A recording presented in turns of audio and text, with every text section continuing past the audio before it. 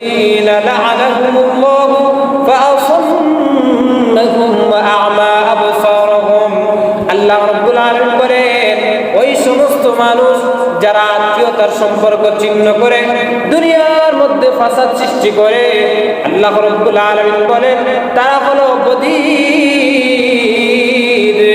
আল্লাহ রাব্বুল আলামিনের পক্ষ থেকে তাদের উপর লানত, তারা হলো বধির, তারা হলো অন্ধ।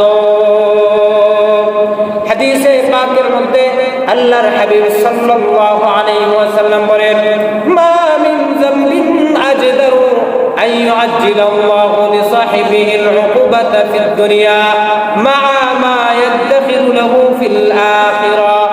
যে গুনাহের কারণে আল্লাহ রাব্বুল আলামিন বান্দাকে আখিরাতে শাস্তি দেওয়ার পাশাপাশি দুনিয়াতে কখনো কখনো শাস্তি দিয়ে থাকেন, এই সমস্ত শাস্তির মধ্য থেকে আল্লাহর হাবিব বলেন মিনাল বাগি, একটা হলো জুলুম, অবাধ্যচারিতা, মানুষের উপর অত্যাচার করা। এই অত্যাচারী জালিমকে আল্লাহ রাব্বুল আলামিন তার জন্য তো আখিরাতে শাস্তি অবধারিত আছে, দুনিয়ার মধ্যে ওই জালিমকে আল্লাহ রাব্বুল আলামিন শাস্তি দিয়ে থাকেন। ওয়াকাতিআতির রাহিমি, দুই নম্বর হলো আল্লাহর হাবিব বলে যে লোকটা আত্মীয়তার সম্পর্ক ছিন্ন করে ওই লোকটাকে আখিরাতে শাস্তি দেওয়ার পাশাপাশি দুনিয়াতেও কখনো কখনো আল্লাহ রাব্বুল আলামিন ওই প্রকারের লোককে শাস্তি দিয়ে থাকেন। নাউযুবিল্লাহ।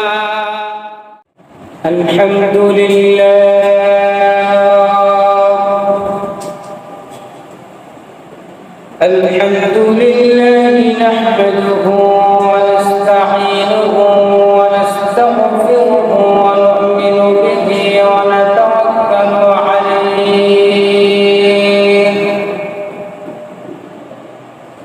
ওয়া না'উযু বিল্লাহি মিন শুরুরি আনফুসিনা ওয়া মিন সাইয়্যাতি আ'মালিনা। من يهده الله فلا مضل له ومن يضلل فلا هادي له ونشهد أن لا إله إلا الله وحده لا شريك له ونشهد أن سيدنا وسندنا وحبيبنا وحبيب ربنا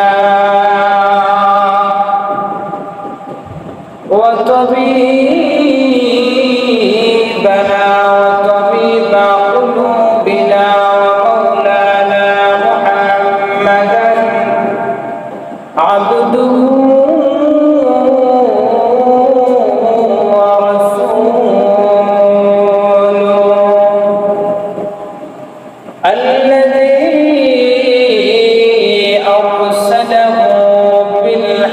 بشيرا ونذيرا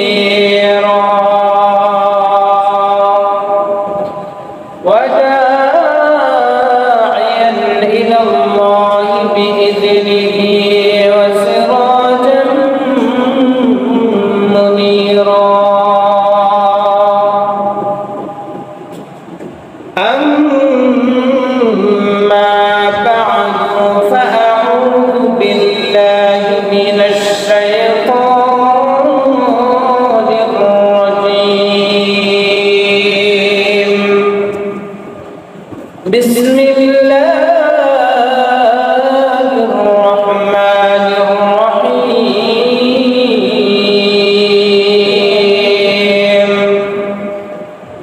والذين إذا فعلوا فاحشة أو ظلموا أنفسهم ذكروا الله فاستغفروا لذنوبهم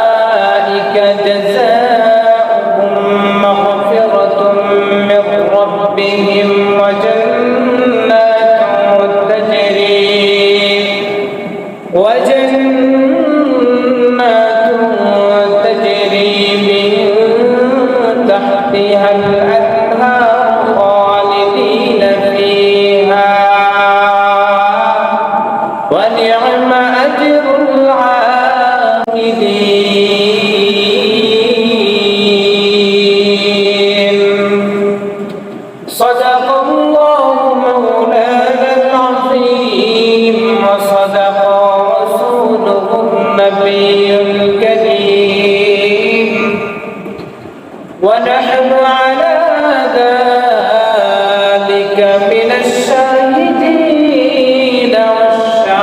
والشاكرين والذاكرين والحمد لله رب العالمين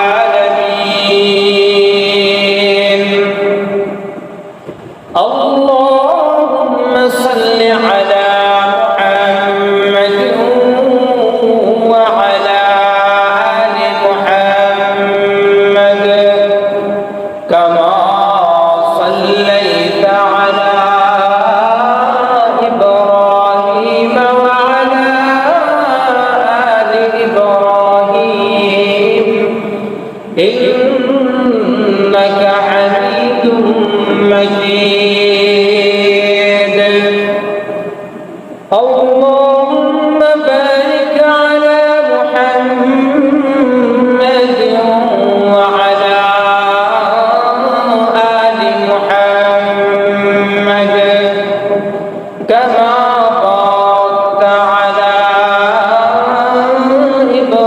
إبراهيم وعلى آل إبراهيم إنك حميد مجيد بلغ العلا بكماله كشف الدجى بجماله حسن جميع خصاله صلوا عليه وآله بلغ العلا بكماله كشف الدجى بجماله حسنت جميع خصاله صلوا عليه وآله لا إله إلا الله لا إله إلا الله لا إله إلا الله لا إله إلا الله لا إله إلا الله سبحان الله الحمد لله لا إله إلا الله لا إله إلا الله لا إله إلا الله لا إله إلا الله محمد رسول الله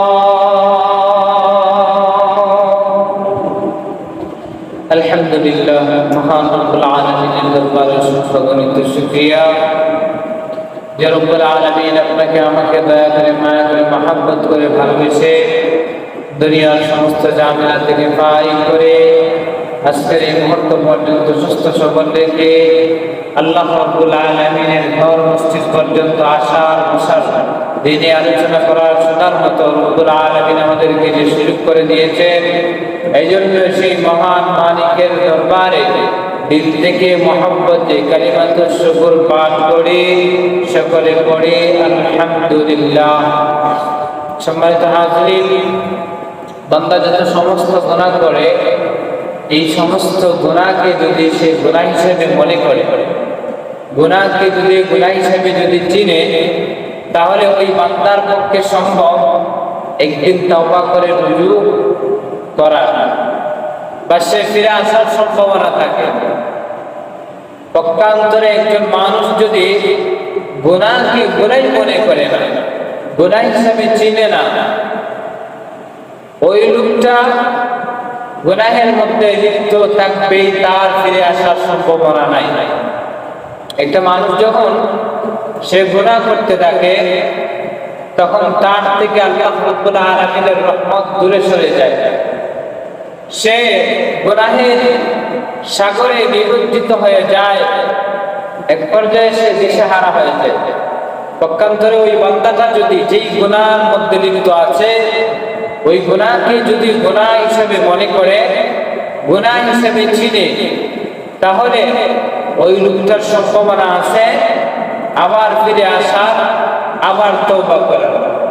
যেমন বেদাতি যারা বেদাতি কর্মকাণ্ড ঘটায়, বেদাতি কাজ যারা করে, এই সমস্ত মানুষ তারা এই যে গুনাহের কাজ করে, এই গুনাহের কাজকে তারা গুনাহ বলে জানে না, গুনাহ হিসাবে চিনে না, মনে করে যে এটাই মনে হয় দ্বীনে শরিয়ত, এতেই মনে হয় আমার জন্য সওয়াব নিহিত রয়েছে, সওয়াবের আশা করে যেগুলা দিনের ভিতরে রয় এই সমস্ত কাজকে তারা সম্পাদন করে থাকে। যার কারণে বেদাতীরা যারা তারা এই গুনাহকে গুনাহ হিসেবে না জানার কারণে, না চিনার কারণে তওবা করার সুযোগ হয় না। আর হাদিসে পাকের মধ্যে আল্লাহর হাবিব সাল্লাল্লাহু আলাইহি ওয়াসাল্লাম বলেন, এই সমস্ত মানুষ দুনিয়ার মধ্যে বেদাতি নতুনত্ব দিনের মধ্যে আনবে, নতুন নতুন কর্ম সম্পাদন করবে, নতুন নতুন জিনিসের দিনের ভিতরে আগমন ঘটাবে, যেগুলো কোরআন সুন্নাহ সমর্থন করে না, ওই লোকটা হাসরের ময়দানে যেদিন হাউজে কাউসারের পানি ছাড়া পান করার মতো কোনো পানীয় ব্যবস্থা থাকবে না, ওই দিন যখন ওই বেদাতি লোকটা আল্লাহ রাসূলের উম্মত দাবি করে যখন তার সামনে যাবে, দাঁড়াইয়া যখন সে আল্লাহ রাসূলের কাছ থেকে সে যখন হাউজে কাউসারের পিয়ালা আনতে যাবে, পানি পান করতে যাবে, আল্লাহর হাবিব সাল্লাল্লাহু আলাইহি ওয়াসাল্লাম তখন বলবেন যে দূর হ, দূর হ, দূর হ, আমার কাছ থেকে দূর হয়ে যাও। লিমান গায়্যারা বাদি, যে লোকটা দুনিয়ার মধ্যে আমি রাসূল করিম সাল্লাল্লাহু আলাইহি ওয়াসাল্লাম বিদায় হওয়ার পরে যে লোকটা আমার দিনের মধ্যে, যে লোকটা দুনিয়ার মধ্যে নতুনত্ব সৃষ্টি করেছে, নতুন বিষয় দিনের মধ্যে দাখিল করিয়েছে, ওই লোকেরা যারা আছে তারা আমার হাউজে কাউসার থেকে তোমরা দূর হও, দূর হও। সম্মানিত হাজির, এই জন্য আমরা যেই গুনাহ করি না কেন, এই গুনাহকে আমাদের গুনাহ হিসেবে জানতে হবে, বুঝতে হবে। যদি আমরা গুনাহকে গুনাহ হিসেবে জানি, বুঝি, যদি এক সময় আমাদের মাধ্যমে এই সমস্ত গুনাহ সংগঠিত হয় বা হবে, কিন্তু এক পর্যায়ে ওই যে গুনাহটা গুনাহ হিসেবে আমার চিনার কারণে এক সময় আসবে আমার দিলের ভিতরে অনুশোচনা, আর ওই অনুশোচনা আসলে আমার পক্ষে তওবা করা তখন সহজ হবে, তওবা আমার কপালে জুটবে। পক্ষান্তরে যদি আমি গুনাহকে গুনাহ মনে না করি তাহলে আমার তওবা করার সুযোগ থাকবে না।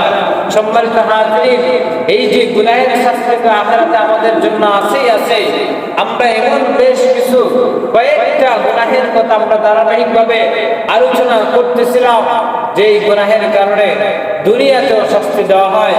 এর মধ্যে সর্বপ্রথম আমরা আলোচনা করেছিলাম যে মাতা পিতার অবাধ্যতা, যেই সন্তান মাতা পিতার অবাধ্য হয় ওই লোকটার জন্য তো কাল হাসরের ময়দানে, আখিরাতের জগতে তার জন্য তো শাস্তি আছেই আছে, পাশাপাশি দুনিয়ার মধ্যেও কিন্তু তাকে শাস্তি দেওয়া হয়।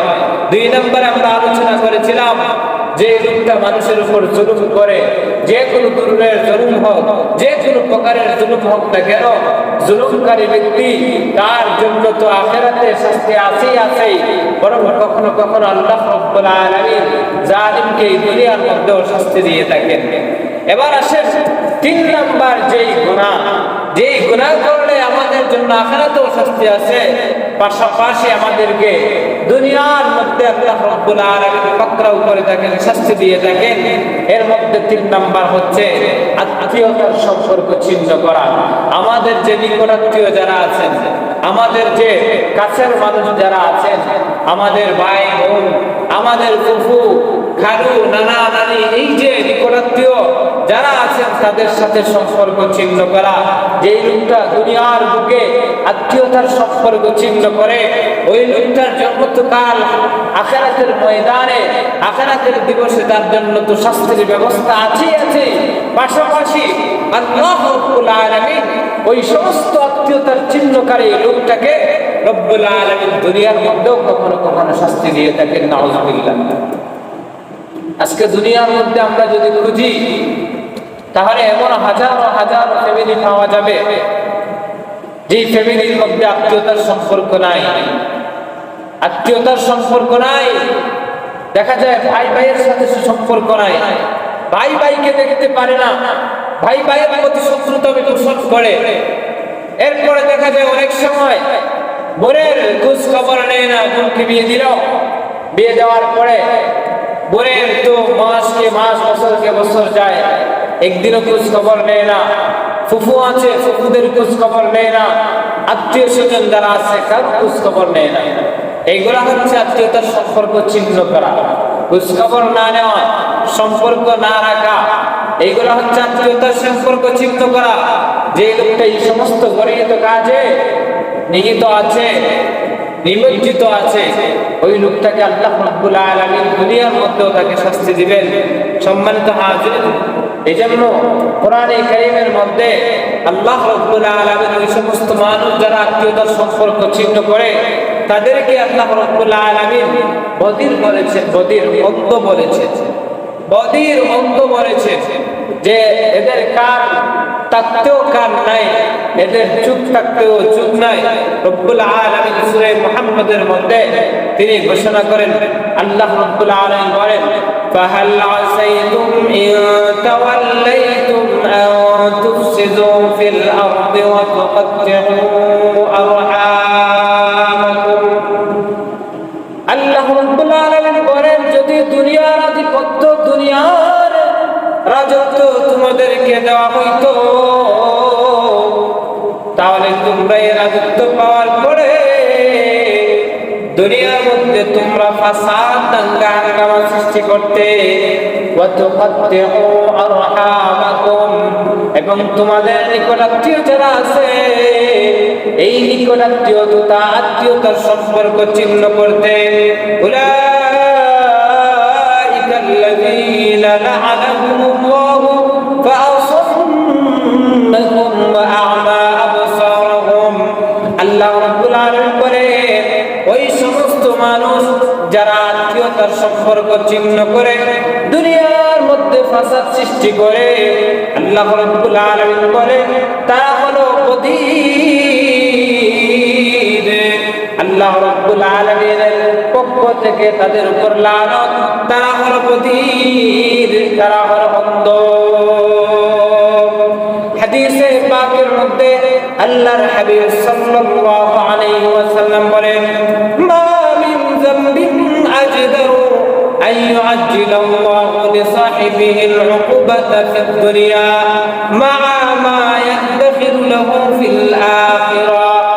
যে গুনাহের কারণে আল্লাহ রাব্বুল আলামিন বান্দাকে আখিরাতে শাস্তি দেওয়ার পাশাপাশি দুনিয়াতে কখনো কখনো শাস্তি দিয়ে থাকেন, এই সমস্ত শাস্তির মধ্য থেকে আল্লাহর হাবিব বলেন, মিনাল বাগি, একটা হলো জুলুম, অবাধ্যচারিতা, মানুষের উপর অত্যাচার করা।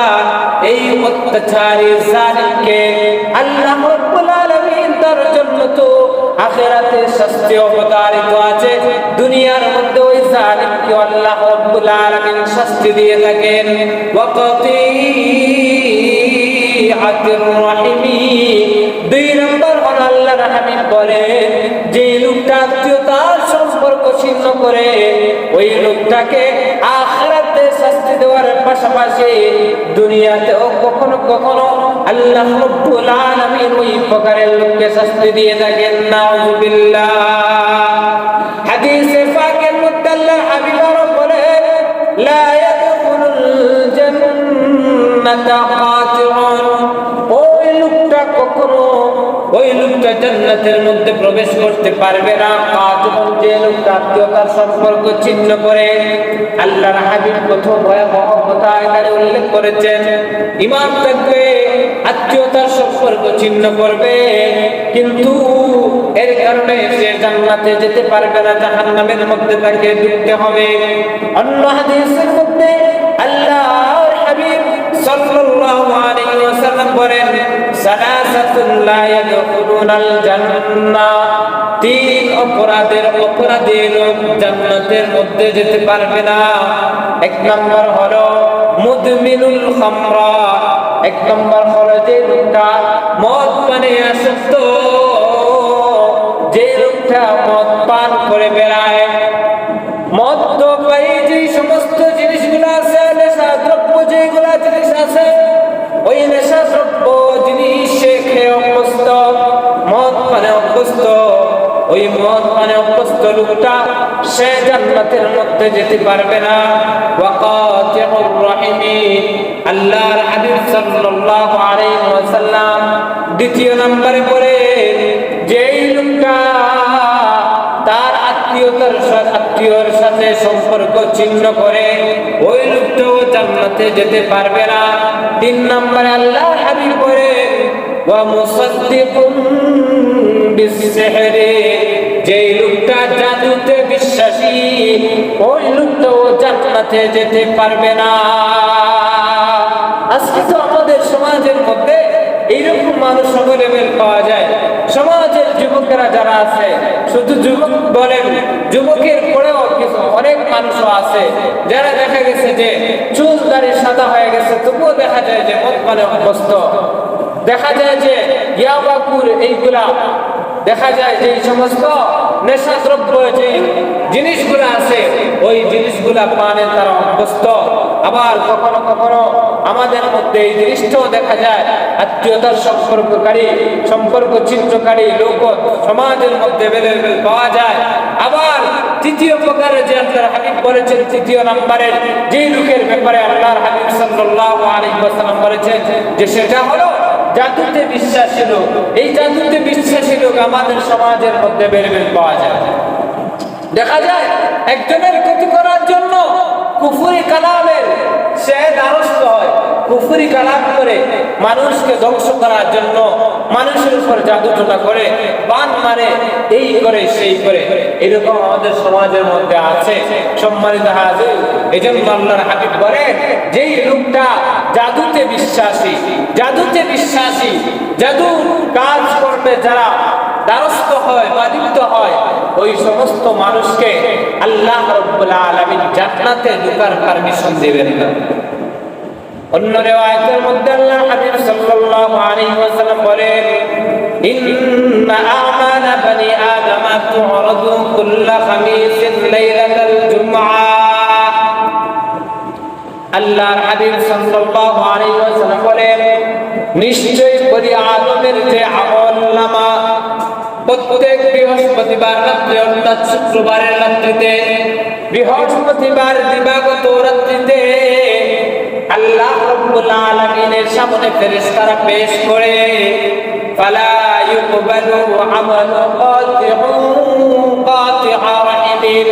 আল্লাহর হাবিব সাল্লাল্লাহু আলাইহি ওয়াসাল্লাম বলেন, এর মধ্যে যেই লোকটা আত্মীয়তার সম্পর্ক ছিন্নকারী হয়, ওই লোকটার আমল আল্লাহ রাব্বুল আলামিন কবুল করেন না। নাউযুবিল্লাহ।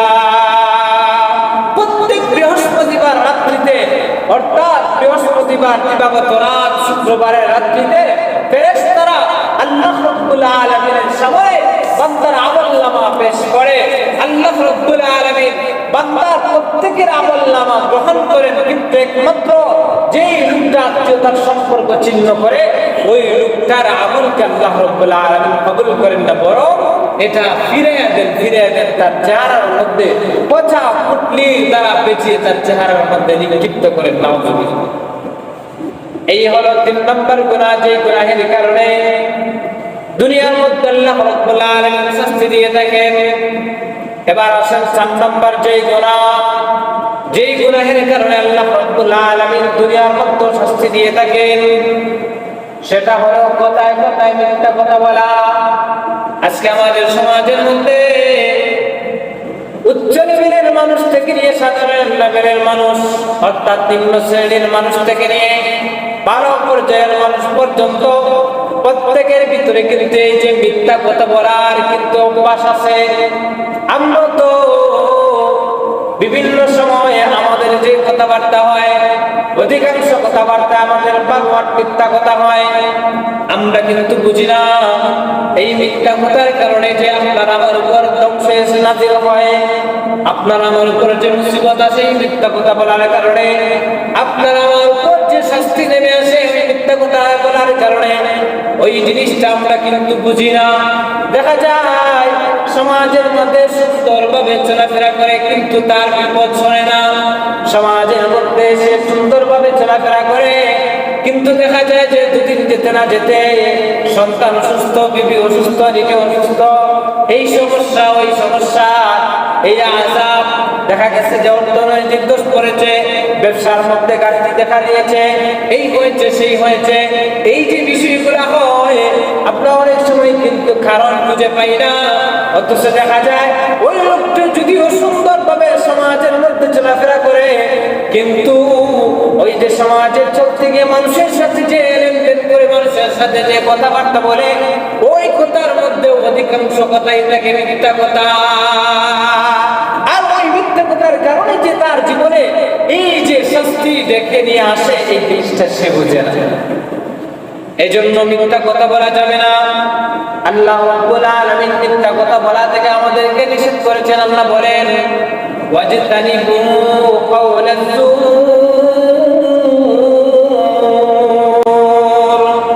তোমরা মিথ্যা কথা বলা থেকে বিরত থাকো, বেঁচে থাকো। আল্লাহ রাব্বুল আলামিন সূরা আলে ইমরানের এক আয়াতের মধ্যে বলেন লাআনাতুল্লাহি আলাল কাযিবিন, যারা কথায় কথায় মিথ্যা কথা বলে ওই সমস্ত মানুষের উপর আল্লাহ রাব্বুল আলামিনের পক্ষ থেকে লানত নাযিল হয়। নাউযুবিল্লাহ। হাদিসে পাকের মধ্যে আল্লাহর হাবিব সাল্লাল্লাহু আলাইহি ওয়াসাল্লাম বলেন ইন্নাস সিদকা বিররুন, যে সত্য কথা বলা এটা হচ্ছে নেকির কাজ। ওয়া ইন্নাল বিররা ইয়াতি ইলাল জান্নাহ, আর নেকির কাজ জান্নাতের পথকে সহজ করে, জান্নাতের পথকে সুগম করে। ওয়া ইন্নাল কিযবা ফুজুরুন, আর মিথ্যা কথা বলা এটা হচ্ছে পাপের কাজ। ওয়া ইন্নাল ফুজুরা ইয়াহদি ইলান নার, আর মিথ্যা কথা বলা পাপের কাজ মানুষের জাহান্নামে যাওয়ার পথকে সহজ করে। নাউযুবিল্লাহ। এজন্য এই যে মিথ্যা কথা যে লোকটা ছাড়তে পারবে ওই লোকটার জন্য বড় বড় ধরনের গুনাহ ছাড়া তার জন্য সহজ হয়ে যাবে। কারণ যত সমস্ত গুনাহ আপনার আমার মধ্যে সংগঠনের মাধ্যমে সংগঠিত হয়, এর মধ্যে অধিকাংশ গুনাহ এমন যে মিথ্যা কথা বলার কারণে এই গুনাহগুলো সংগঠিত হয়। আপনি আমি যদি মিথ্যা কথা বলা থেকে যদি বিরত থাকি তাহলে এই সমস্ত বড় বড় গুনাহ থেকে বেঁচে থাকা আমাদের জন্য সম্ভব হবে। এজন্য রাসূল করিম সাল্লাল্লাহু আলাইহি ওয়াসাল্লাম পাপিষ্ঠ পাপাচারী লোককে মিথ্যা কথা ছাড়ার জন্য নসিহত করেছেন। এক পাপী লোক, যে লোকটা সব ধরনের পাপ কাজে অভ্যস্ত, একদিন আল্লাহ রাসূল সাল্লাল্লাহু আলাইহি ওয়াসাল্লামের দরবারে আগমন করলো। আগমন করার পরে বলতে লাগলো ইয়া রাসূলুল্লাহ, ইয়া হাবিবাল্লাহ, আমি তো এমন কোনো গুনাহ নাই দুনিয়ার বুকে যেগুলো আমি করি নাই। গুনাহের প্রতি আমার আলাদা একটা আকর্ষণ দিলের ভিতরে জাগে, দিলের ভিতরে কাজ করে, যার কারণে আমি সব ধরনের গুনাহ করি। আল্লাহ রাসূল আমাকে একটু নসিহত করুন। রাসূল করিম সাল্লাল্লাহু আলাইহি ওয়াসাল্লাম ওই সাহাবী লোকটাকে বললেন, সাহাবী আমার, তোমাকে মাত্র একটা নসিহত আমি করতে চাই, যদি ওই নসিহতের উপর আমল করতে পারো তাহলে তোমার পক্ষে বাকি সমস্ত গুনাহ ছাড়া সম্ভব হবে। আল্লাহর হাবিব সাল্লাল্লাহু আলাইহি ওয়াসাল্লাম ওই লোকটাকে লোকটাকে যে গুনাহ ছাড়ার কথা বললেন সেই গুনাহটা হচ্ছে মিথ্যা। আল্লাহ রাসূল বলেন যে তুমি মিথ্যা কথা ছেড়ে দাও, মিথ্যা কথা ছেড়ে দাও, দেখবা যে তোমার জীবন থেকে অধিকাংশ গুনাহ অটোমেটিক্যালি চলে গেছে। এইরকম ইমাম আবু হানিফা রাহমাতুল্লাহি আলাইহি সম্পর্কে পাওয়া যায়, এক পাপিষ্ঠ পাপাচারী লোক সে ইমামে আযমের কাছে এসে বলতে লাগলো, ইমামে আযম, আমি আপনার সাথে বন্ধুত্ব করতে চাই, বন্ধুত্ব করতে চাই। ইমামে আযম আবু হানিফা রাহমাতুল্লাহি আলাইহি ওই পাপিষ্ঠ লোকটার জবাব বলবেন যে আমি আবু হানিফা নুমান ইবনে সাবিত, যার তার সাথে আমি বন্ধুত্বের সম্পর্ক করি না। তবে যদি তুমি আমার সাথে একান্ত যদি বন্ধুত্বের সম্পর্ক স্থাপন করতে চাও, বন্ধুত্ব করতে চাও, তাহলে আমার একটা শর্ত আছে, যদি তুমি শর্ত মেনে নিতে পারো তাহলে আমি তোমার সাথে বন্ধুত্ব করব, অন্যথা আমি করব না। ওই লোকটা বলল, কি কি কি কথা আমাকে মানতে হবে বলো, আমি সেই কথা মানতে রাজি, তবু আপনার সাথে বন্ধুত্ব স্থাপন করতে চাই। কারণ আমি হাদিসে পাকের মধ্যে শুনেছি, আল মারউ মাআ মান আহাব্বা, যে লোকটার সাথে যার বাপ তার সাথে তার হাসর, যার সাথে যার বন্ধুত্ব তার সাথে তার হাসর হয়। আমি তো দুনিয়ার মধ্যে অনেক গুনাহ করি, যে গুনাহের কারণে আমার জান্নাতে যাওয়ার কোনো সম্ভাবনাই নাই। আমি যদি আপনার সাথে বন্ধুত্ব সম্পর্ক করতে পারি তাহলে এটাকে আমি আল্লাহ রাব্বুল আলামিনের সামনে ওসিলা হিসেবে তুলে ধরব। আয় আল্লাহ, আমার সম্পর্ক ছিল জামানার ওলি, জামানার ইমামে আযম আবু হানিফা রাহমাতুল্লাহি আলাইহির সাথে। সুতরাং মাওলানা কারীম, তার সাথে আমার বন্ধুত্ব ছিল, এই বন্ধুত্বের খাতিরে আমাকে মাফ করে জান্নাতের মধ্যে দিয়ে দাও, তার সাথে জান্নাতের মধ্যে আমাকে দিয়ে দাও। আমি এই দাবি আল্লাহ রাব্বুল আলামিনের সামনে তুলে ধরতে পারবো। ইমামে আযম আবু হানিফা রাহমাতুল্লাহি আলাইহি বললেন, ঠিক আছে, আমি তোমার দাবি মানব, তোমার বন্ধুত্ব গ্রহণ করব, তবে শর্ত হলো একটা। শর্ত কি? যে তুমি কখনো মিথ্যা কথা বলতে পারবে না। আজকে থেকে তুমি আমাকে ওয়াদা দাও, আজকের পর থেকে তুমি কখনো মিথ্যা কথা বলতে পারবে না। পরবর্তীতে যেদিন তুমি আমার দরবারে আসবা, আমি তোমাকে কিন্তু জিজ্ঞাসাবাদ করবো, তোমাকে জিজ্ঞাসা যে তুমি কতবার মিথ্যা কথা বলেছো। আল্লাহর বান্দা সেই ইমামে আযম আবু হানিফা রাহমাতুল্লাহি আলাইহি দরবার থেকে বাহির হয়ে বাড়ির মধ্যে আসে। বিকাল বেলা বন্ধুদের সাথে তাস খেলতে যায়। তাস খেলার আসর যখন জমে, সবার হাতে তাস উঠে যায়, আল্লাহর বান্দার ওই কথাটা মনে হয়ে যায় যে আমার তো একজন বন্ধু আছে আজকে থেকে, আমি যদি পরবর্তী দিন আমার বন্ধুর দরবারে যাই, বন্ধু যদি আমাকে জিজ্ঞেস করে, ও বন্ধু তুমি কি তাস কি খেলেছো, আজকের পরে কি তুমি তাস খেলেছো? আজকে যদি আমি তাস খেলা খেলি তাহলে আমি তো আমার বন্ধুর দরবারে আমি মিথ্যা কথা বলতে পারবো না। যেই মুহূর্তে ওই কথাটা তার মাথার মধ্যে আসছে, তাসগুলো হাত থেকে ছুড়ে দিয়ে বাড়ির মধ্যে চলে আসছে। রাত্রির অন্ধকার হয়েছে, রাত্রিবেলা মদ পানে সে অভ্যস্ত, মদ পান করে করে অভ্যস্ত। রাত্রি যখন গভীর হয়েছে, মদের পেয়ালাটা হাতের মধ্যে নিছে, মদ পান করতে যাবে, এমন সময় তার বন্ধু ইমামে আযমের কথা মনে পড়ে যায়। এই আজকে যদি আমি মদ পান করি, কালকে যদি সকালবেলা আমার বন্ধুর দরবারে যাই, বন্ধুর দরবারে যাওয়ার পরে বন্ধু যদি আমাকে জিজ্ঞেস করে, বন্ধুরে তুমি কি রাতের বেলা মদ পান করেছিলে কিনা, আমি তখন কি জবাব দেব? আমি তো তখন মিথ্যা কথা বলতে পারবো না। যে মুহূর্তে ওই কথাটা তার মাথার মধ্যে আসছে, সাথে সাথে তার হাতের মধ্যে যে মদের পেয়ালাটা ছিল, এই পেয়ালাটা সে নিক্ষেপ করলো, ছুঁড়ে মারলো। এইরকম ভাবে যত গুনাহের সম্মুখীন হয়, সব গুনাহের কথা যখন আসে, গুনাহের বিষয়টা সামনে আসে, বন্ধুর কথা মনে পড়ে যায়। কয়েকদিন পরে বন্ধুর দরবারে আসে। বন্ধুর দরবারে আসার পরে সে তার ওই যে তার এই কয়েকদিনের যে কাজ কর্মগুলা ওইগুলা তুলে ধরে বন্ধুকে বলে, ইমামে আযম আবু হানিফা রাহমাতুল্লাহি আলাইহি ডেকে বলে, বন্ধু আপনার সাথে বন্ধুত্ব করার পরে ওই যে আপনি আপনার একটা আমাকে নসিহত করেছিলেন, যে আমি কখনো মিথ্যা কথা বলবো না।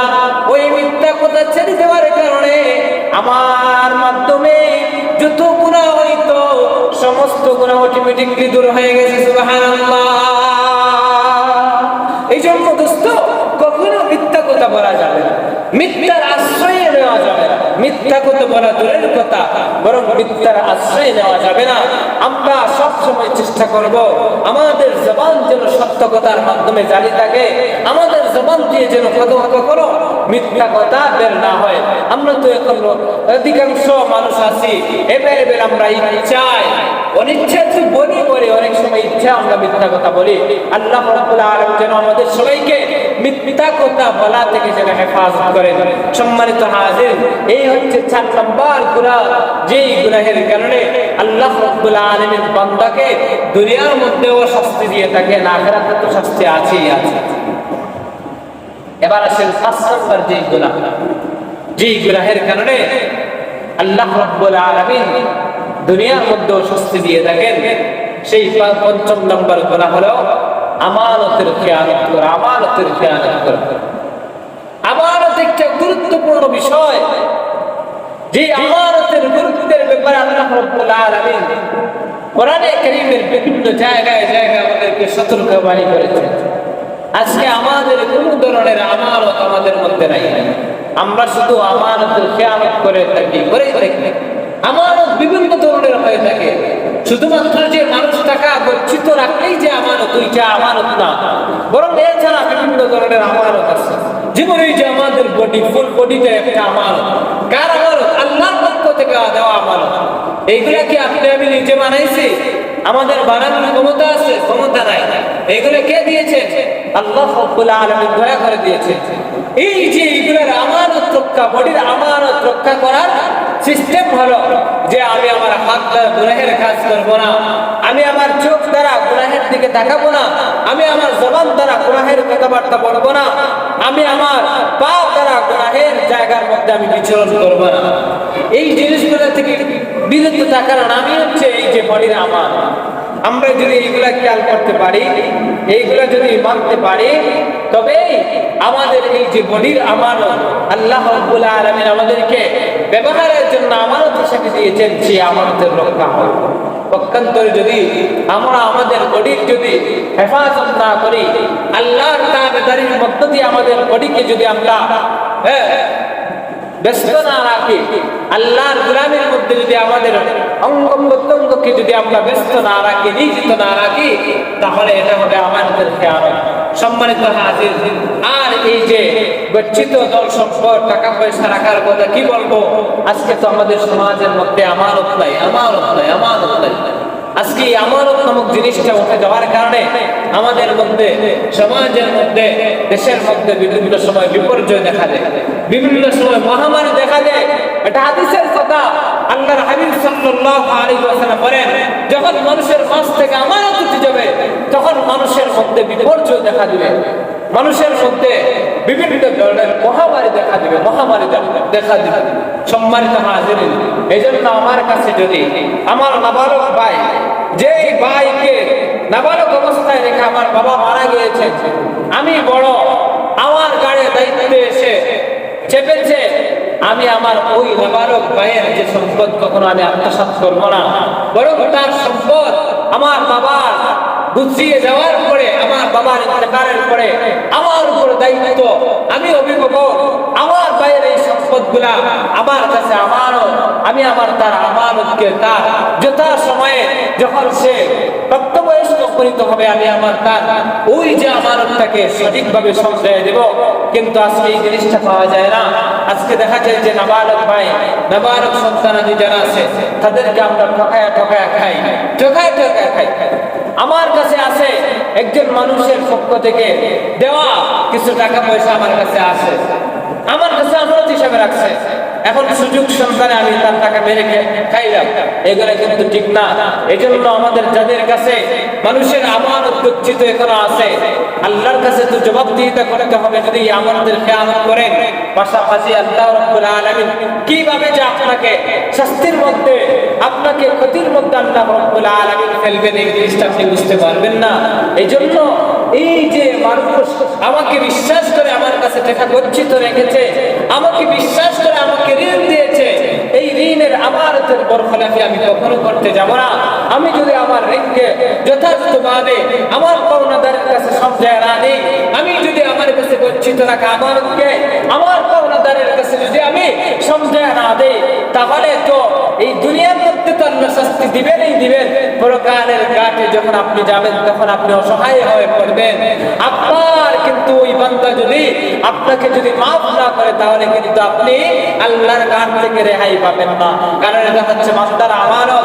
হাদিসে পাকের মধ্যে আল্লাহর হাবিব সাল্লাল্লাহু আলাইহি ওয়াসাল্লাম বলেন, সাহাবায়ে কেরামদেরকে ডাক দিয়ে বলেন, সাহাবা আমার, বলো তো দেখি দুনিয়ার মধ্যে সবচেয়ে গরিব লোককে?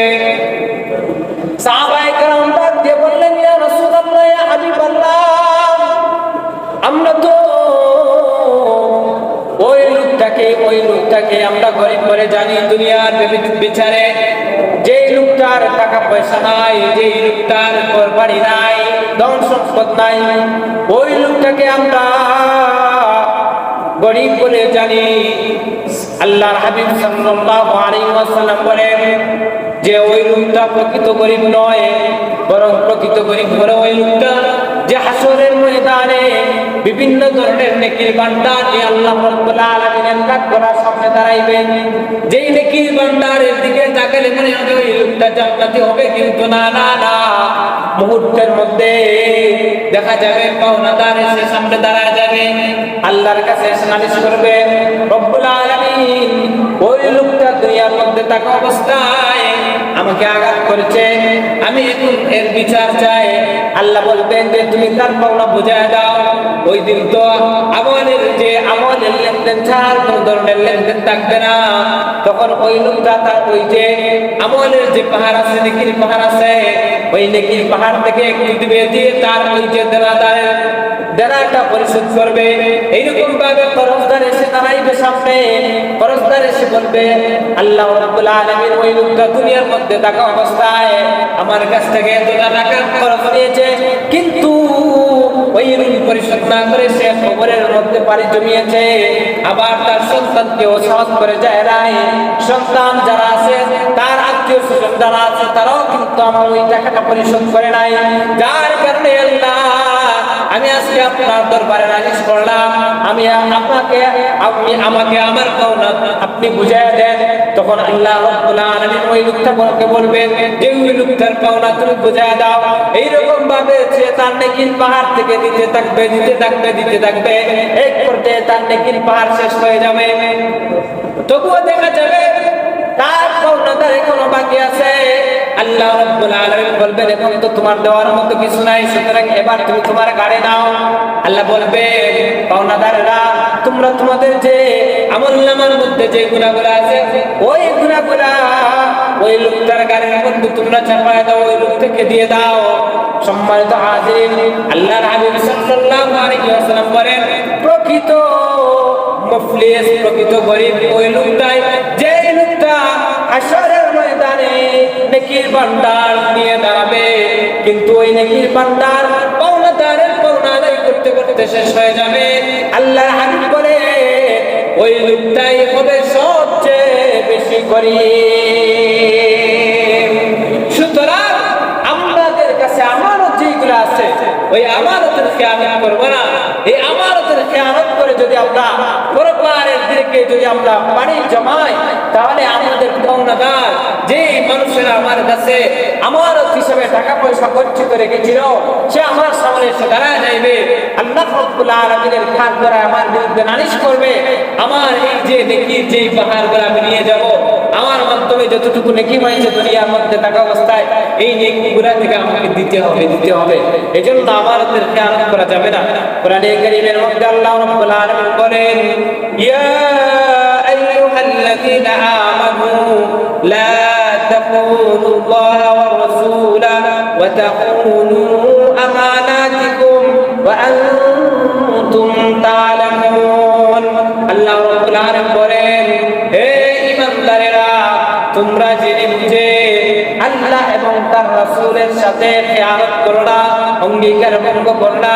ওয়া তাকুনু আমানাতিকুম, এবং তোমাদের একে অপরের সাথে পারস্পরিক যে আমানত আছে ওই আমানতের খেয়ানত কখনো করো না, ওই আমানত কখনো তোমরা ভঙ্গ করো না।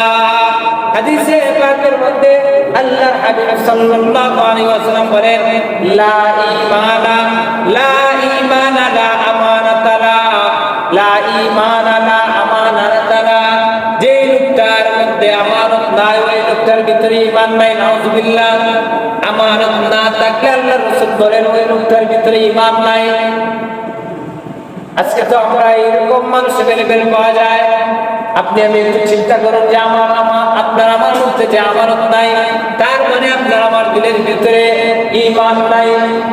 অন্য হাদিসের মধ্যে আল্লাহ হাবিব বলেন, আয়াতুল মুনাফিকি সালাসা, মুনাফিকের নিদর্শন, মুনাফিকের আলামত হলো তিনটা বদ অভ্যাস তার ভিতরে পাওয়া যাবে। ওই লোকটাকে আল্লাহ রাসূল বলেছেন মুনাফিক। প্রথম নাম্বার বলেন, ইযা হাদাসা কাযাবা, যখন সে মানুষের সাথে কথাবার্তা বলে তখন কথায় কথায় মিথ্যা কথা বলে। ওয়া ইযা আহাদা গাদারা, দুই নম্বর হলো মানুষের সাথে যদি কোনো কিছু ওয়াদা করে অঙ্গীকার করে, এই অঙ্গীকার করলে অঙ্গীকার পূর্ণ করে না, বরং অঙ্গীকার ভঙ্গ করে। ওয়া ইযা তুমিনা খানা, তিন নম্বর হলো যে মানুষ তার কাছে আমানত রাখলে সে আমানতের খেয়ানত করে। এই জন্য এই যে আমানতের খেয়ানত করা, এই আমানতের খেয়ানত আপনার আমার মাধ্যমে হলে আল্লাহ রাব্বুল আলামিন হাসরের ময়দানে আখিরাতের দিবসে তো আমাদেরকে শাস্তি দিবেনই। পাশাপাশি আমানতের খেয়ানত করার কারণে দুনিয়ার মধ্যে আমাদেরকে কিছু শাস্তি পেতেই হবে। আল্লাহ রাব্বুল আলামিন অবশ্যই আমাদেরকে শাস্তিগুলো দিবেন। এই জন্য আমরা কখনো আমানতের খেয়ানত করব না। মানুষের আমানতকে যেন আমরা যথাযথভাবে রক্ষা করতে পারি, আল্লাহ রাব্বুল আলামিন সেই তৌফিক আমাদেরকে দান করুন। সম্মানিত হাজিরিন, এবার আসেন 4 নম্বর যেই গুনাহের কারণে মানুষের দুনিয়ার মধ্যে আল্লাহ রাব্বুল আলামিন শাস্তি দিয়ে থাকেন, সেটা হলো যে মানুষকে অপমান করা। আজকে তো আমরা বিভিন্নভাবে মানুষকে অপমান করি, কথার মাধ্যমে অপমান করি, কাজের মাধ্যমে অপমান করি। এমন অনেক মানুষ পাওয়া যায়, দেখা যায় যে মানুষকে অপমান করতে এমন অবস্থা হয়েছে যে উলামায়ে কেরামকে পর্যন্ত অপমান করা হয়। দেখা যায় উলামায়ে কেরামদের সাথে কথাবার্তা দিয়ে কি হয় না, বের উঠে না। তো কি করব? খারাপ একটা জিনিস পিছনে লাগাই দিব, খারাপ একটা জিনিস সোজায় দিব। এর মাধ্যমে তার উদ্দেশ্য হইল যে উলামায়ে কেরামদেরকে অপমান করা, মানুষকে অপমান করা। এই অপমান করার মানসিকতা আমাদের ভিতরে ম্যাক্সিমাম মানুষের ভিতরে কাজ করে। আজকে আমার সাথে আপনার ভালো সম্পর্ক নাই, আপনি আমাকে ভালো চোখে দেখতে পারেন না, আপনার সাথে আমার মিল নাই, আমি চাইবো কিভাবে আপনার অপমান করা যায়। প্রত্যেক শ্রেণীর মানুষের ভিতরে কিন্তু এই অবস্থা আছে। সাধারণ মানুষের মধ্যে তো আছে, বিশেষ মানুষ যারা আছে তাদের ভিতরে কিন্তু এই জিনিসটা আছে।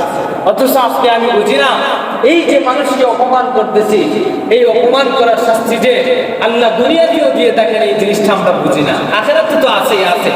এজন্য কোরআনে কারীমের মধ্যে আল্লাহ রাব্বুল আলামিন আদেশ করেছেন যে কেউ যেন কাউকে অপমান না করে।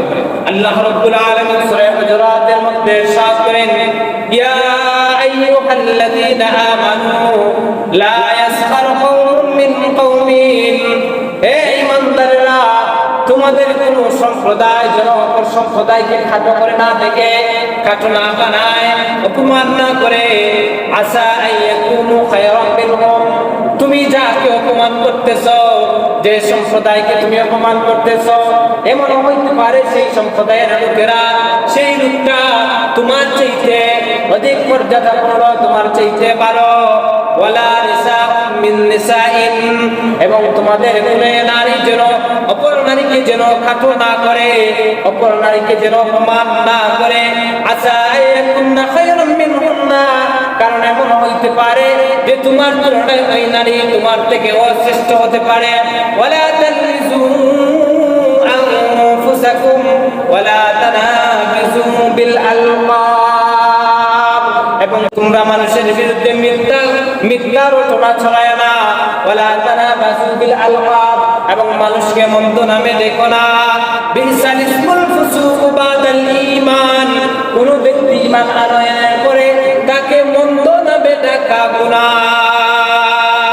ওয়া মান লাম ইয়াতুব ফাউলাইকা হুমুল যালিমুন। আল্লাহ রাব্বুল আলামিন বলেন, এই যে কয়েকটা গুনাহর কথা আল্লাহ বলেন, এক নাম্বার হলো যে কাউকে কোনো কমকে ছোট না করে দেখে, কোনো নারী যেন কোনো নারীকে হেয় না করে দেখে। এরপরে হচ্ছে যে কোনো মানুষের বিরুদ্ধে যেন মিথ্যা রটনা চালানো না হয়, কোনো মানুষকে যেন ঈমান আনয়নের পরে মন্দ নামে না ডাকা হয়। যে লোকটা এই সমস্ত কাজের মধ্যে লিপ্ত থাকে, আর যদি এই অবস্থায় সে যদি তওবা না করে যদি মারা যায়, আল্লাহ রাব্বুল আলামিন বলেন ওই লোকটা আমি আল্লাহ রাব্বুল আলামিনের কাছে জালিম হিসেবে সাব্যস্ত হয়। নাউযুবিল্লাহ। আজকে তো এই যে আমাদের অপমান, একজন আরেকজনের প্রতি অপমানের এই যে লালসা আমাদের দিলের ভিতরে কাজ করে, এই যে একটা আমাদের দিলের ভিতরে একটা খারাপ কাজ যে কাজ করে থাকে, সম্মানিত হাজিরিন, এই জিনিসগুলো কিন্তু মন্দ। মানুষকে কখনো নিচু করে দেখা যাবে না। আল্লাহর হাবিব সাল্লাল্লাহু আলাইহি ওয়াসাল্লামের দরবারে একদিন হযরত আয়েশা সিদ্দিকা রাদিয়াল্লাহু তাআলা আনহা বসা ছিলেন। এমন সময় আল্লাহ রাসূল সাল্লাল্লাহু আলাইহি ওয়াসাল্লামের একজন স্ত্রী, যিনি ছিলেন হযরত সাউদা রাদিয়াল্লাহু তাআলা আনহা, হযরত সাউদা রাদিয়াল্লাহু তাআলা আনহা আল্লাহ রাসূলের দরবারে আসলেন। আসার পরে তিনি বের হয়ে গেলেন। যাওয়ার সময় সাউদা রাদিয়াল্লাহু তাআলা আনহা, যিনি দেহ অবয়ব কাঠামোর দিক দিয়ে একটু খাটো ছিলেন, খাটো, আমরা এই যে আমাদের মধ্যে খাটো মানুষ আছে না, খাটো, তো হযরত আয়েশা সিদ্দিকা রাদিয়াল্লাহু তাআলা আনহা হযরত সাউদা রাদিয়াল্লাহু তাআলা আনহাকে জানি না হেয় করার জন্য হয়তোবা এই জিনিসটাকে আল্লাহ রাসূলকে বলেছিলেন, ইয়া রাসূলুল্লাহ, সাউদা তো এতটুকু, মানে হাত দিয়ে তিনি ইশারা শুরু করেছিলেন। সাথে সাথে আল্লাহ রাব্বুল আলামিন এই আয়াত নাযিল করে জানায় দিলেন, ওয়ালা নিসাউম মিন নিসা, একজন নারী যেন আরেকজন নারীকে যেন হেয় না করে। সম্মানিত হাজিরিন, এই যে একজন মানুষ বাস্তবিক অর্থে সে কিন্তু ছোট, কিন্তু ওই যে হেয় করার উদ্দেশ্যে যে তাকে এতটুকু মানে হাত দিয়ে ইশারা করার কারণে আল্লাহ রাব্বুল আলামিন সতর্কবাণী করেছেন। সুতরাং আমরা যে কাজগুলো করি, আমরা তো এইগুলা করি না, বরং আমরা কাজে কর্মে মানুষকে হেয় করার চেষ্টা করে থাকি। এই জন্য মানুষকে হেয় করা যাবে না। 2 নম্বর হচ্ছে একজন মানুষ ইমানদার, ঈমান আনার করে তাকে মন্দ রকমে দেখা যাবে না। আজকে তো এই জিনিসটা আমাদের মধ্যে পাওয়া যায়। আমরা তো প্রত্যেকেই আলহামদুলিল্লাহ মুসলমান, কিন্তু আমরা মুসলমান হিসেবে মানুষের বিভিন্ন ধরনের লকব, বিভিন্ন ধরনের নাম আমরা দিয়ে থাকি। এই যে নামগুলো আমরা মানুষের যেই নাম মা বাবা রেখেছে ওই নামে আমরা ডাকবো। এই যে আমাদের পক্ষ থেকে বিভিন্ন ধরনের যে আমরা লকব দিয়ে থাকি, এইগুলো হচ্ছে গুনাহের কাজ। সুতরাং এইগুলো আমাদেরকে পরিত্যাগ করতে হবে। সম্মানিত হাজিরিন, এই মাত্র 6টা জিনিসের কথা উল্লেখ করলাম। এর মধ্যে সর্বপ্রথম হলো যে মাতা পিতার সাথে অবাধ্যচারিতা করা, 2 নম্বর হলো মানুষের উপর জুলুম করা, 3 নম্বর হলো আত্মীয়তার সম্পর্ক ছিন্ন করা, 4 নম্বর হলো কথায় কথায় মিথ্যা কথা বলা, 5 নম্বর হলো আমানতের খেয়ানত করা, আর 6 নম্বর হলো কাউকে অপমান করা। এই যে 6টা, আর কিছু কারণ আছে, এই বিশেষ 6টা কারণ, যেই কারণগুলা যদি যার কারণে আল্লাহ রাব্বুল আলামিন বান্দার মাধ্যমে সংগঠিত হইলে এই গুনাহগুলা দুনিয়ার মধ্যে শাস্তি দিবেন, আখিরাতে তো শাস্তি আছেই আছে। আল্লাহ রাব্বুল আলামিন যেন আমাদেরকে এই সমস্ত গুনাহ থেকে বিরত থাকার তৌফিক দান করেন। ওয়া মা আলাইনা ইল্লাল বালাগ।